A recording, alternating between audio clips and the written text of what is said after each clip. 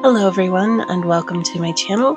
I am Sunny, aka the Oracle of Alexandria, and today I am doing an unboxing and review of The Last Unicorn Tarot. I actually initially ordered this deck with the full set of all of the extras, so the special wooden box, the bag, the words always escape me, the tarot cloth, and the signed card by the author, etc. And I loved it so much. It was so beautiful and so perfect. It literally was not, it was so good. It was a deck that I didn't want to use because I didn't want to risk ruining it. So I actually bought a second copy to use for readings and then another copy to keep just for my collection. And this is actually the second one I got. Basically, I opened it to make sure that, all of the cards were present and so on and so forth. But I'm going to show you all of the other stuff first. We're going to go through everything. So in case you're curious about the set, if you want to pick one up for yourself, I ordered mine on Etsy, and I will have a link to that down below where you can order one for yourself if you like it. Okay, so the first couple things I'd like to take a look at are the bag for the deck and the cloth. Let's see. So for the deck bag, it looks like it will only maybe fit the deck. I can take the deck out and see. But this box will not fit inside there.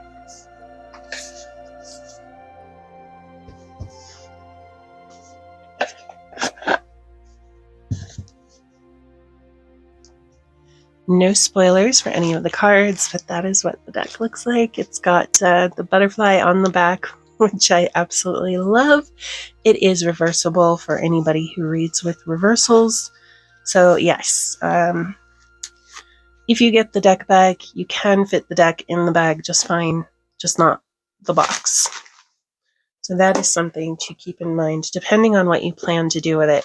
I just got everything because I'm a collector, and I have a fear of missing out. So that's what I do. I don't really have any plans for the bag. I will probably use it for a different deck that I get down the line that I don't like the box for.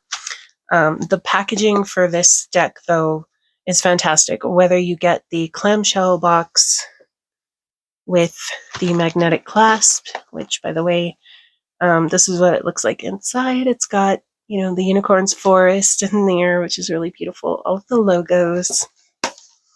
And also, for anybody interested in the back, when you order the wooden box edition, you don't get this box.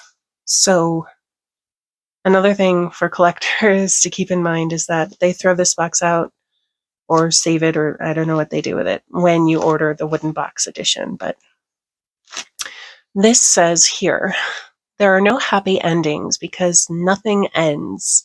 That is a quote from The Last Unicorn. Inspired by author Peter S. Beagle's timeless literary masterpiece, The Last Unicorn, this spectacular tarot deck features 78 original card illustrations. Embark upon your journey of insight, reflection, and divination with this beautiful deck as your guide. And then it has the company website down there, and again, the logos. So yeah, that's all of that packaging. But anyway, right, so we've covered the bag, we've covered the retail packaging box. Let's see, how do we open this? Okay, so there's, all right. So long as the adhesive is good, this is resealable, but it's not like Ziploc resealable or anything. Okay.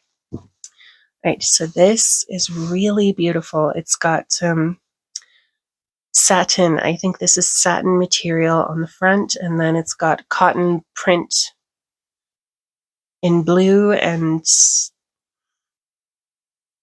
I'm going to say white, but it's very dark in person.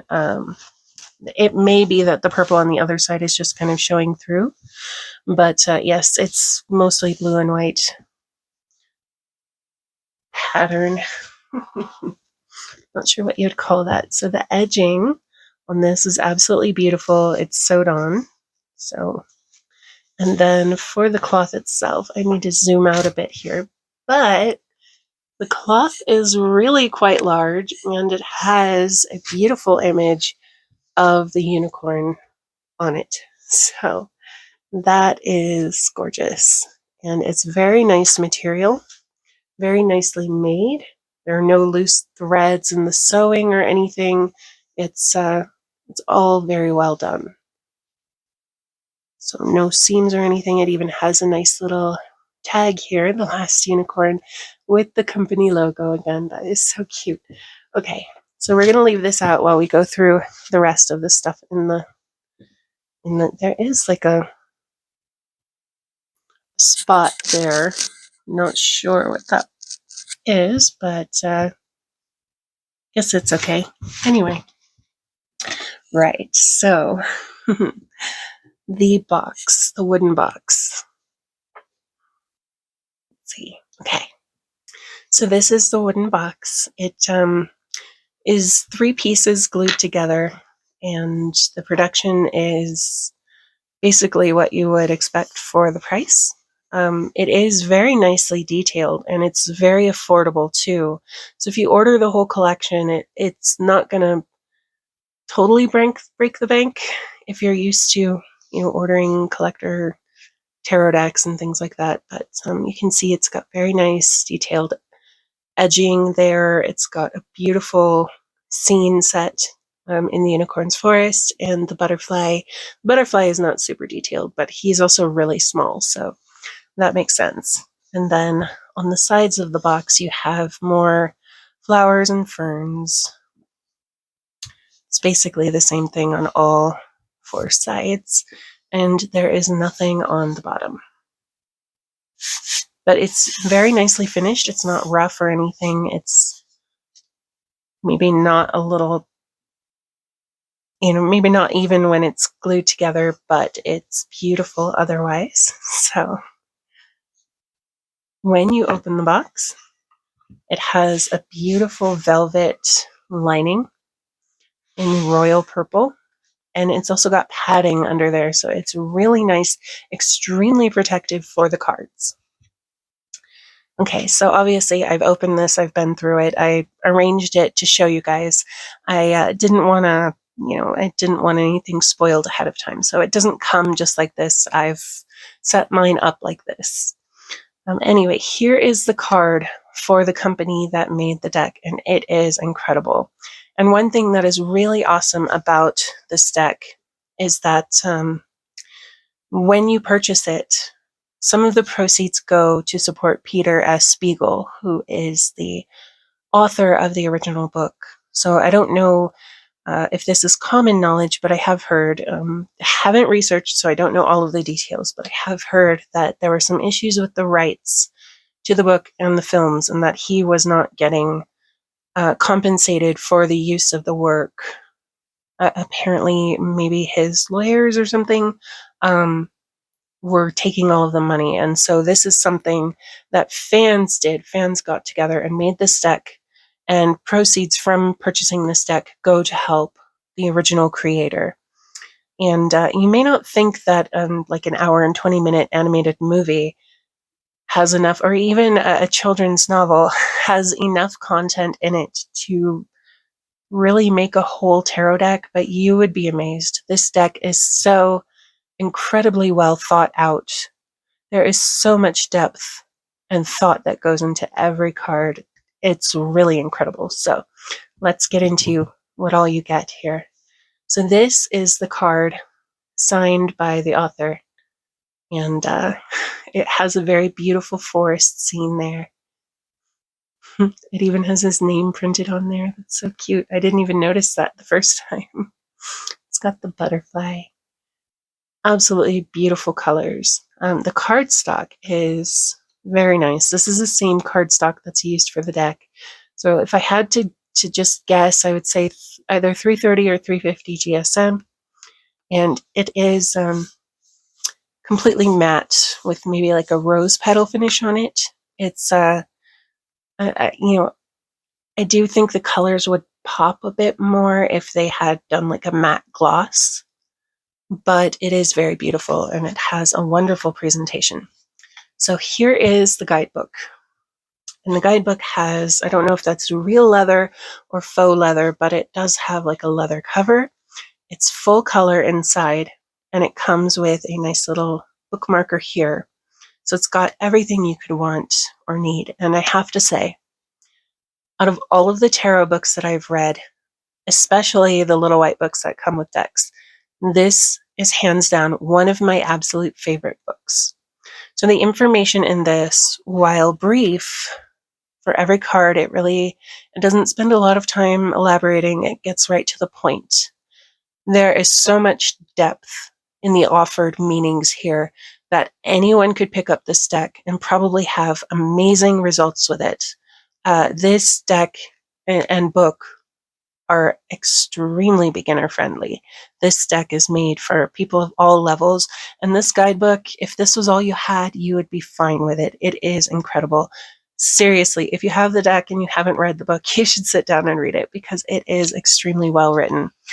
There are a few issues. For example, there are no capital H's. So there are, like King Haggard, for example, his name is never capitalized, the H in his name. There's a place where like the word that or this or something, all the letters are capitalized and the H is not capitalized. So there was something with the formatting, the H is not capitalized. There is no table of contents, I don't believe. So the formatting is loose, but it has a very professional presentation. And there are a few typos in there, nothing major. It's clear and easy to understand. None of the issues with the book are going to ruin your experience or trying to learn from the book. It's not going to get in the way of that. So it is amazing. It does have spreads in here for you.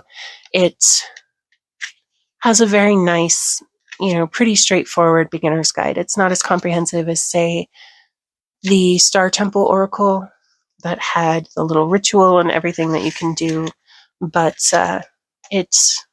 it's fantastic. It's one of the best tarot books I've read, hand down. Just the way it is written is so beautiful. I read every single page in it, and I couldn't put it down. Like, I loved it. Right, so when you get the deck in the wooden box, you can see that it's padded, it's squishy, so it's nice and protected, but also it's nice and it's fit in there perfectly. It's snug. It's not going to flop around or anything. It slides right out, just like that. So the gilding on this deck is very similar to the Moonchild Tarot, I believe it's called. So if you have the Moonchild Tarot, you'll be familiar with it. It's sort of like a gel ink gilding. And let's see. I think the Moonchild Tarot has a bit of sparkle in the gilding, but this one is just a solid gold. There's no glitter or sparkle or anything like that. Right. So let's zoom in a little so that we can see the cards.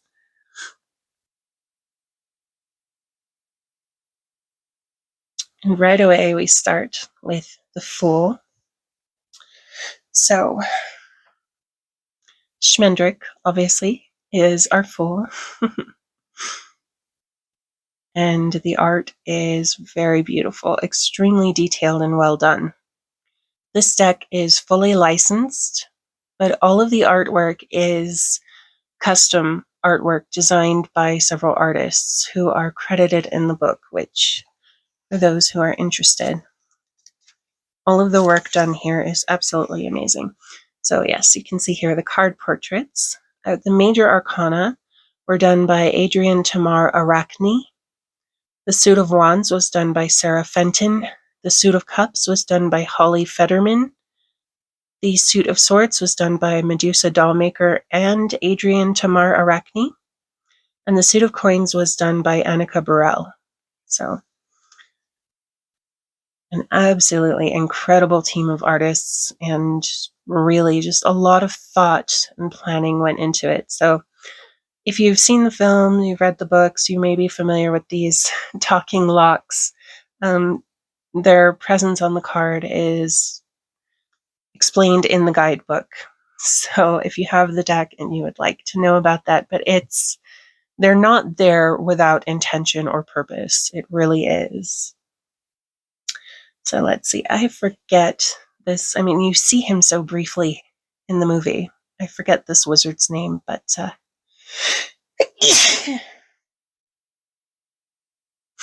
pardon me.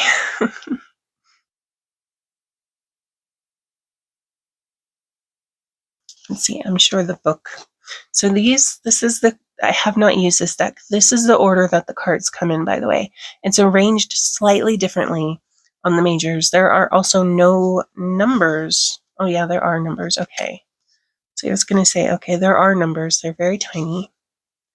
But yeah, let's see. Trying not to spoil it, but maybe it was just the book that was out of order. I guess it was just the book that was out of order. So the book had, let's see, the book has the Fool, the Magician, and then instead of the High Priestess, it goes right into the Empress. And the High Priestess actually doesn't come until the Hierophant, just before the Hierophant. So the deck that you actually get from the publisher is, the cards seem to be in the proper order, but if they are out of order, that's how they came from the manufacturer. I have not used this deck. I have not shuffled it or rearranged the cards. So just a heads up. So here we have the High Priestess.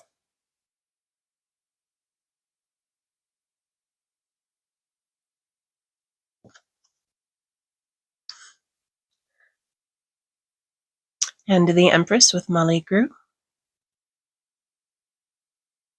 The art is so lush, and the camera really picks it up very well. It's much more vibrant on the camera than it is in person, so that is awesome. You guys are seeing everything really clearly. And of course, we have King Haggard as the Emperor. And it's really nicely detailed. I'm very glad that they invested in doing custom art for the cards instead of just taking scenes from the movie. So here we have, oh gosh, his name is escaping me right now. But he is like the carnival hand from the Midnight Carnival who worked with Schmendrick and Mommy Fortuna. His name is right on the tip of my tongue and I can't remember it. It's really bothering me. Okay, so this deck has two different versions of the lovers. So this is the first one here. And you've got Prince Lear and Amalthea kissing, and then you've also got Prince Lear in the process of writing a letter, but it's not complete, obviously. And the art is just so gorgeous. Then we have the Chariot.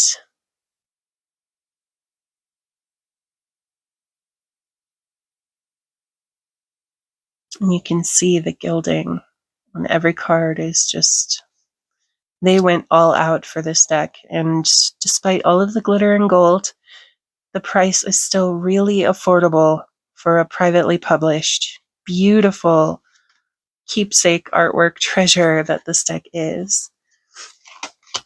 Right. The cards, because they are matte, they do kind of stick together. So depending on how you shuffle, that might be an issue, or I don't know. I don't shuffle my cards normally because I have carpal tunnel.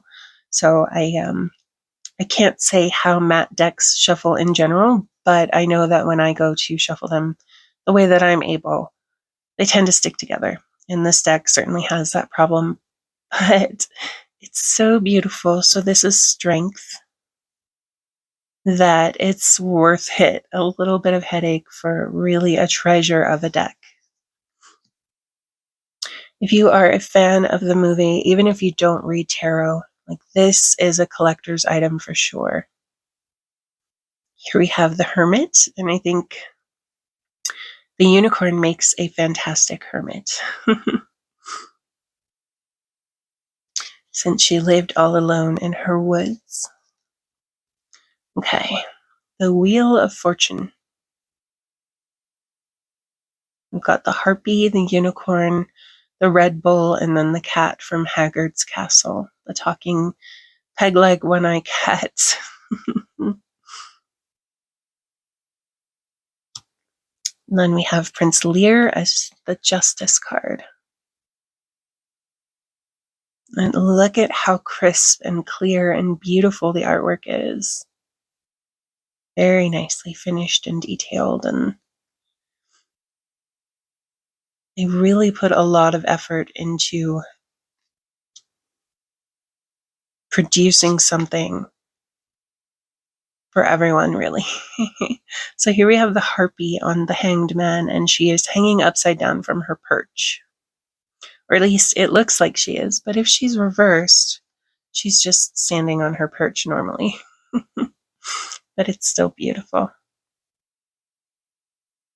And that is the harpy Solano. Okay.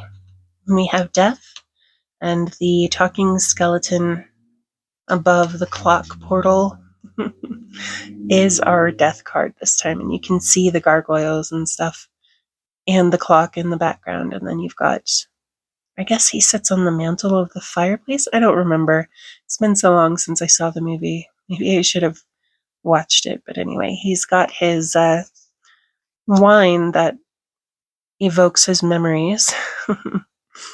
Then we have Prince Lear again on Temperance. And you've got the two little cups there.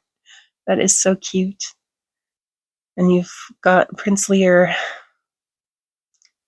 peeling potatoes as the temperance card. And he keeps cutting himself because he keeps cutting towards himself. And he keeps at it. So here we have the Red Bull as the devil with Amalthea. So I think that this scene kind of really captures the concept of control issues. Amalthea was turned into a human to save her from the bull, but at the same time the bull was menacing her, hence why she had to be turned into a human. So the bull kind of lost what he was going after, what he was exerting control over. Amalthea lost her body and identity as the unicorn. I mean, there is so much depth in this card. It's crazy if you really want to contemplate it. Okay, then we have the Tower.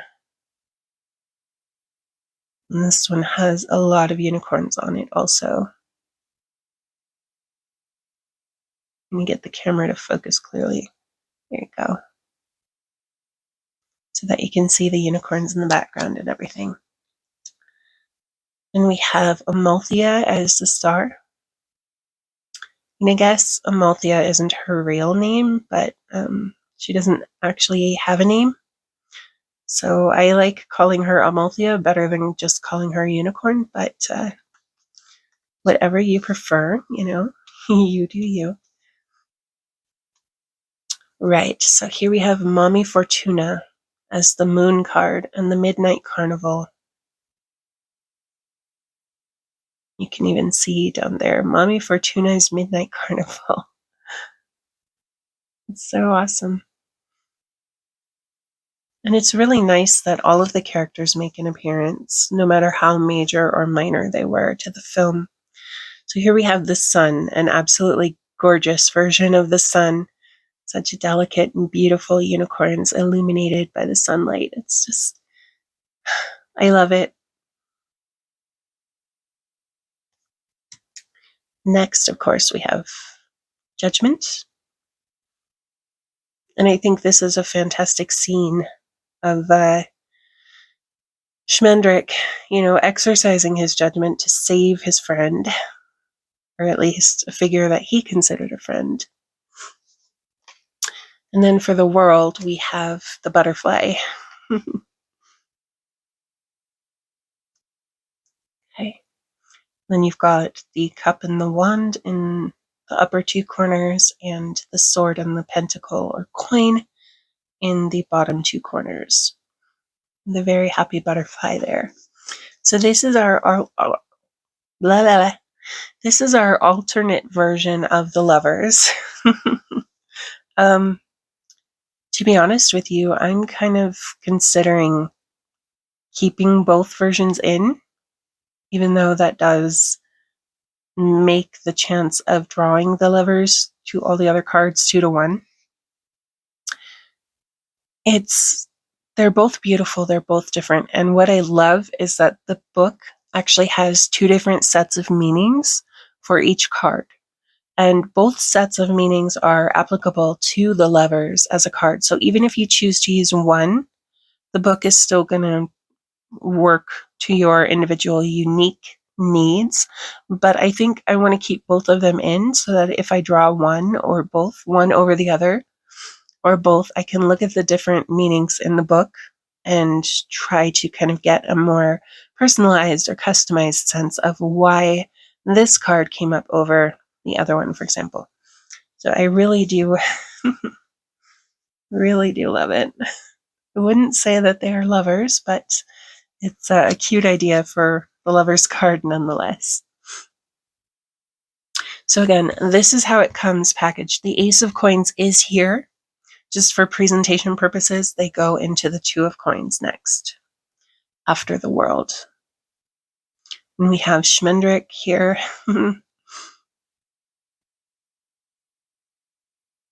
So you kind of get those traditional elements of the water and the balancing or juggling of the coins. Then you also get, I guess those are oranges. At first I thought they might be pumpkins or something.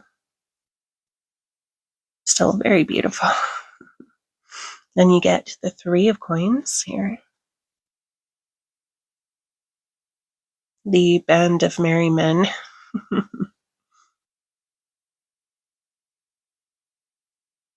His name is on the tip of my tongue too, and I can't remember it. Captain something, I believe. So for the 4 of Coins, a fantastic use of the 4 of Coins.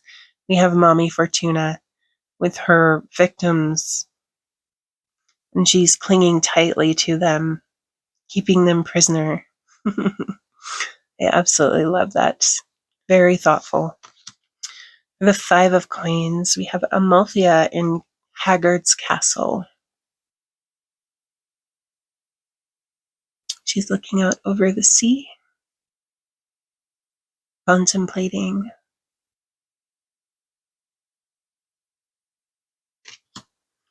And we have the 6 of Coins, Molly Grew, which I think she, even though she herself is actually poor, she's a fantastic figure to be on the 6 of Coins.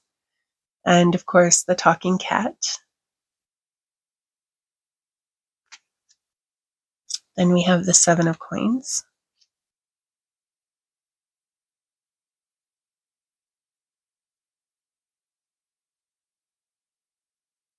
Absolutely beautiful.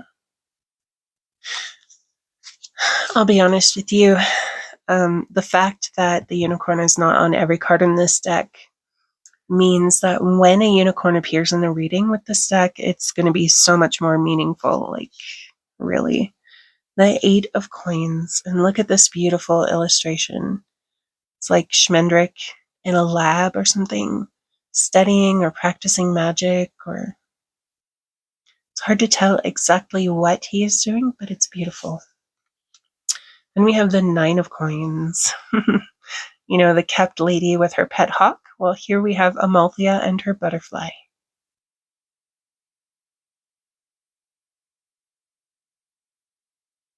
It really is fantastic. I love this deck so much.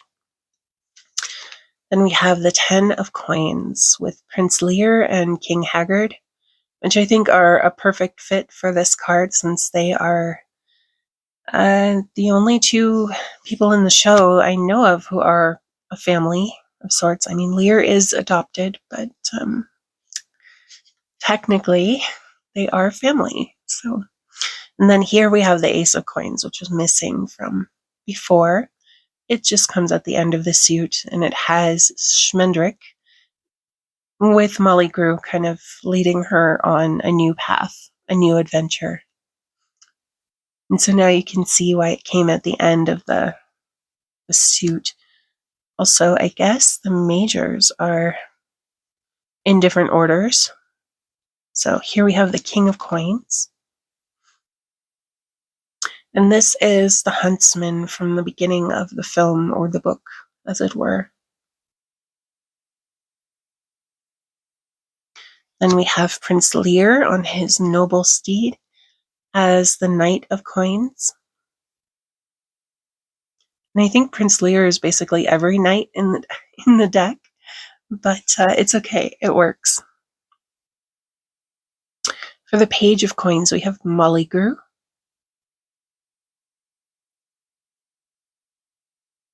She is so cute. And then for the Queen of Coins, we have Amalthea as the unicorn in all of her glory. Seems like she is in her sacred forest, and she's just so gorgeous. So here we have the fountain from the unicorn's forest as our Ace of Cups. Cards are really sticking on me. Here we go. Okay. I'm really trying to avoid spoilers, but the way the cards stick, a little difficult.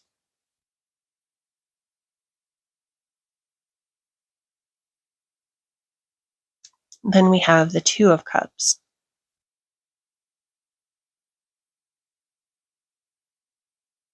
Lear and Amalthea. For the Three of Cups, we have the unicorn and her friends smiling.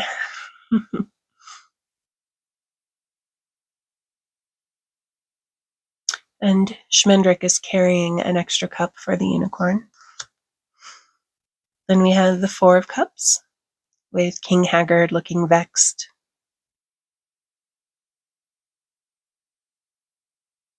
This kind of looks like Schmendrick is doing a trick to kind of please the king, and the king is just annoyed, as always.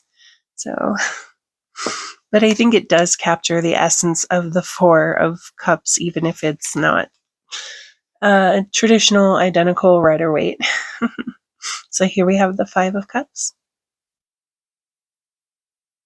with Amalthea shortly after they arrived at the castle, looking out of the window. The Six of Cups. Here we have Mollygrue and the unicorn when they first meet. And Molly tells her, "How dare you come to me now, when I am this old woman in rags." And the cups are carved on the trees, it looks like, which is really cute.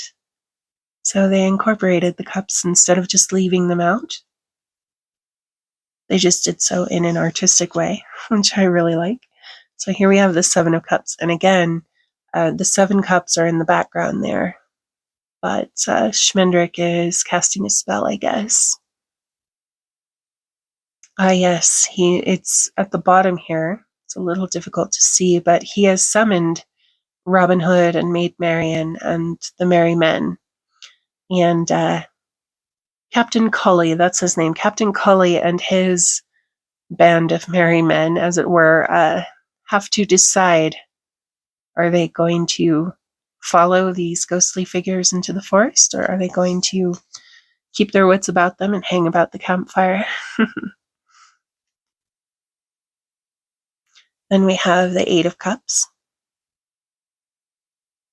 So we have Amalthea with her back to 8 cups, and she's kind of looking over her shoulder, and it looks like that she is crying.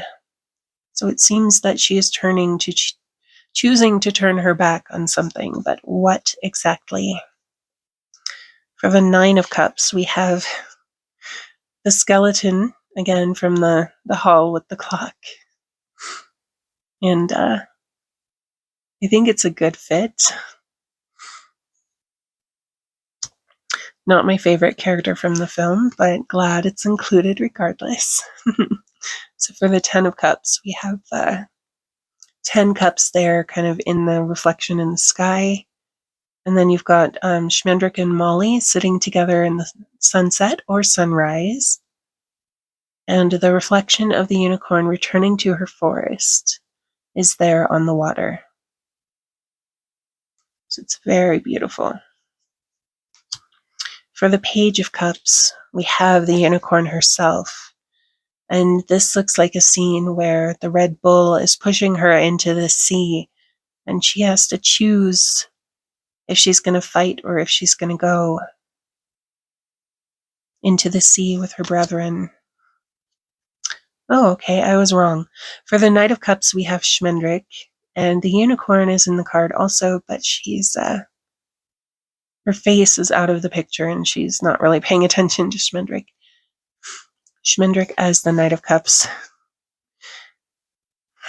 I'm not sure he really fits the Knight of Cups. I almost feel like Lear would have been a better Knight of Cups, but I mean, still, it's a cute card, so I'm not going to complain. The Queen of Cups, we have Molly Grew in front of her cauldron in the kitchen with the talking cat.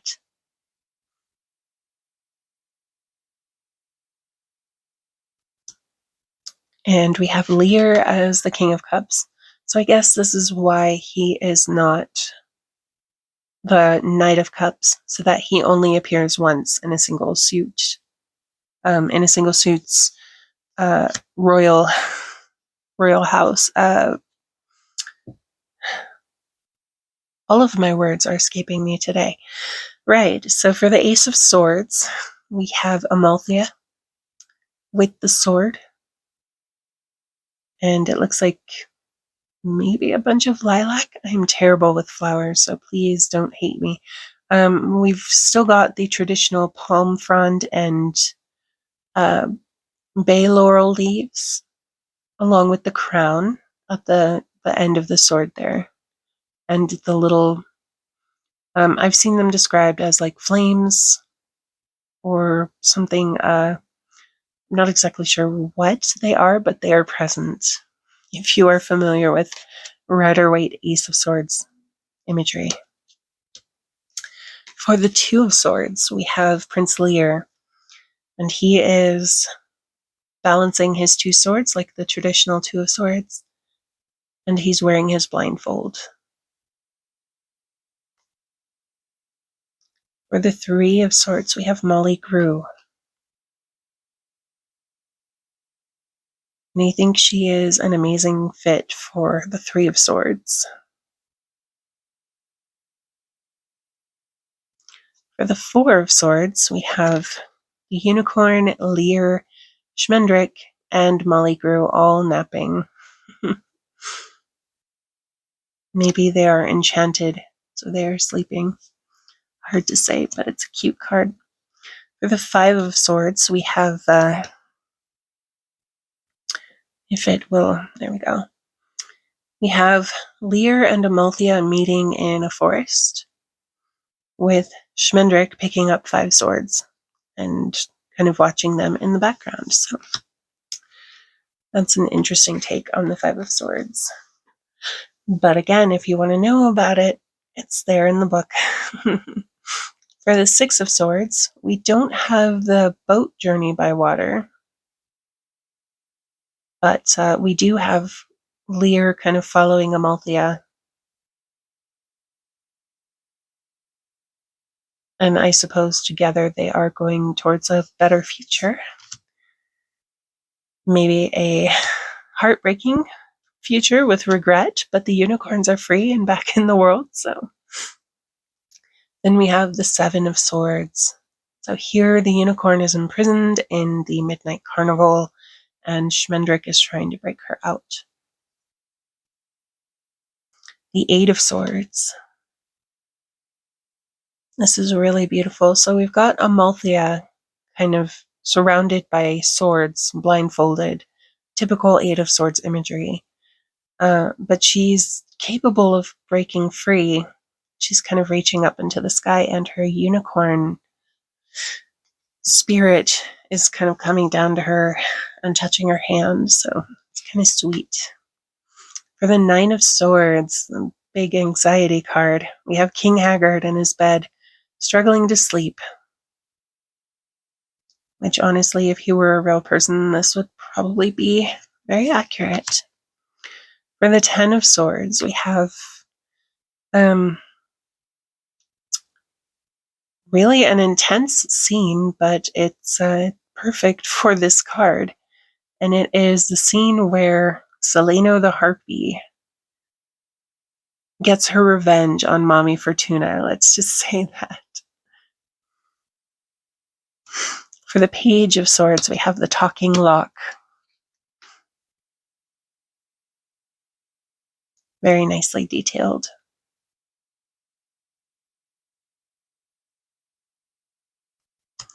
For the Knight of Swords, we have Prince Lear, surprise, surprise. And he's got a dragon in the background with him. He's getting ready to fight the dragon. So I think this is really a fantastic way to illustrate the Knight of Swords. Like, he's getting ready to fight, but he hasn't quite gone into battle yet. I wanted to say dived, but I wasn't sure how to. Right. So the Queen of Swords, I think this is really interesting, is a combination of Seleno and Mommy Fortuna.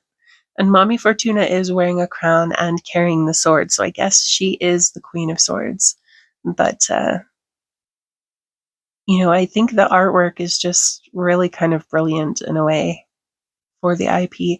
And of course, you've got Mommy Fortuna's raven, or one of them, sitting on a tree branch with the moon.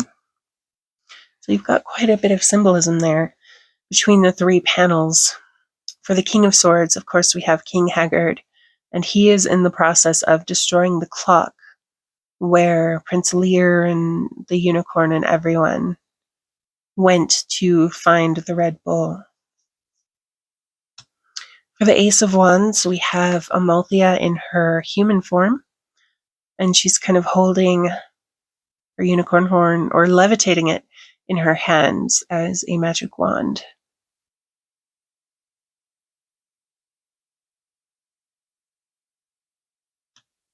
For the Two of Wands, we have Amalthea in her unicorn form, with two wands kind of looking out over the countryside.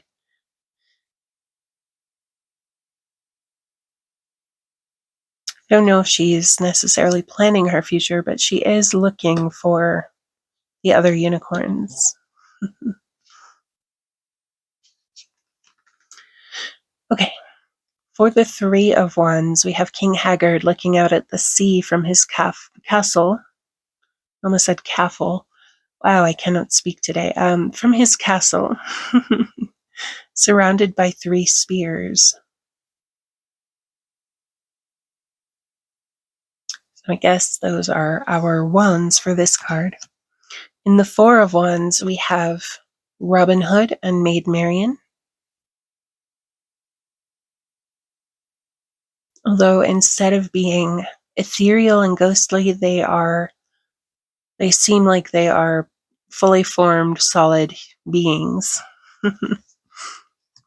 For the Five of Wands, we have spears instead of traditional wands, although the wizard does have his wand raised there, but I think it really captures the energy of the Five of Wands where the wizard is kind of acting aggressively towards Amalthea and Schmendrick after they arrive at Haggard's castle. And Amalthea is kind of meeting his assault there and neutralizing his power. For the Six of Wands, this one is so beautiful. We have the narwhal and Prince Lear. So this is what I meant about, like, every character makes an appearance no matter how minor they are. For the Seven of Wands, we have Amalthea and her unicorn family kind of coming out of the waves behind her, and she is surrounded by flames. So she's very much defending herself from the bull. Then we have the Eight of Wands. If I can get it unstuck. Some of the cards really do stick together well. So we just have a beautiful forest scene. And Amalthea is running. There's all of her little animal friends.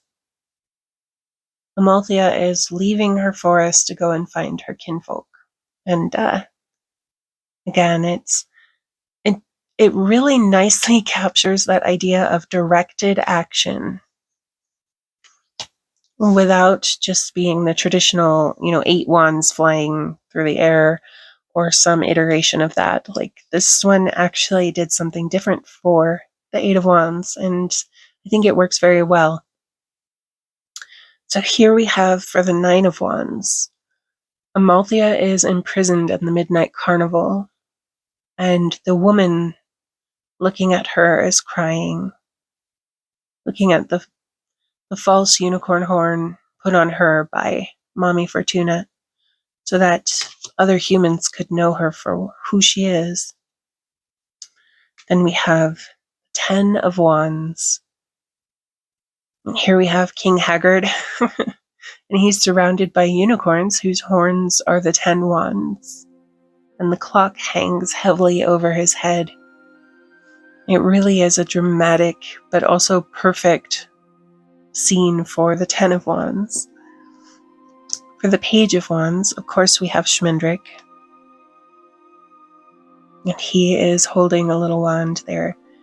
He looks really cute in this card, actually.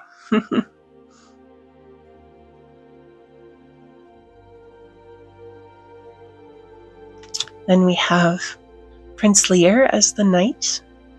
Again, surprise, surprise.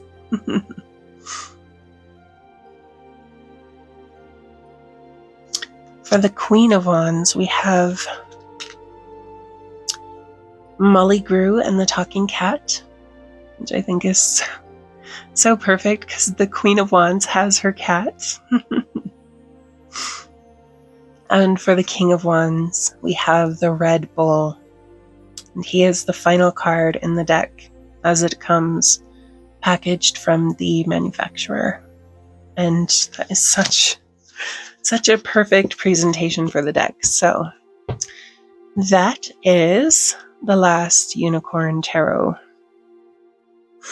And I just wanted to show everyone, this is what the inside of the box looks like without the cards in it. And it is padded all the way around, so the cards are going to be perfectly protected. So, all of that said, thank you so much for joining me for this video. Please do let me know what you think of the deck and all of the extras down below in the comments.